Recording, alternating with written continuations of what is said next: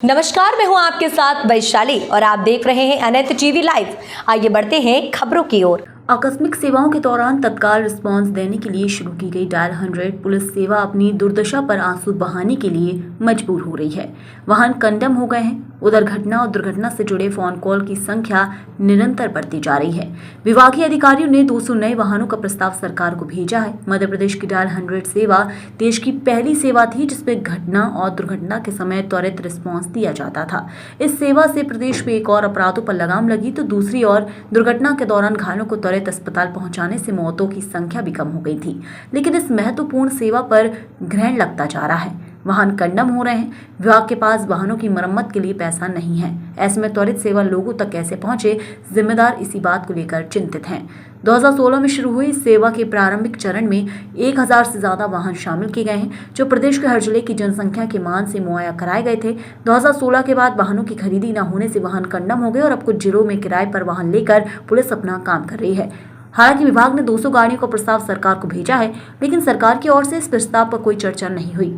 फिलहाल कंडम वाहनों से पुलिस आरोपियों के वाहनों का पीछा भी नहीं कर पा रही है। हालांकि विभाग ने एडवांस फीचर से लेस डायल 100 की 200 गाड़ियों की मांग की है। इसके अलावा डायल 100 की कमांड सेंटर भी नवनिर्मित बिल्डिंग में शिफ्ट करने की योजना तैयार की है। सर, मध्य प्रदेश के अंदर राजधानी भोपाल के अंदर देखा जाए तो डायल 100 की जो है बहुत कंडम गाड़ियाँ हो रही हैं। डायल 100 का जो प्रोजेक्ट था, ये देश में पहला राज्य था मध्य प्रदेश ने यह प्रोजेक्ट की परिकल्पना को साकार किया था और इसको हम ज़मीन पर लाए थे। यह प्रोजेक्ट हमारा 2016 में स्टार्ट हुआ था और शुरुआत में इसको 5 साल के लिए इसका टेंडर किया गया था। उस हिसाब से इसकी टेंडर अवधि 2021 में समाप्त हो चुकी है। लेकिन उस समय से हम लगातार प्रयास कर रहे हैं कि नया टेंडर हो करके और नई सेवा शर्तों के साथ, नई टेक्नोलॉजी के साथ इस प्रोजेक्ट को और अच्छा किया जाए।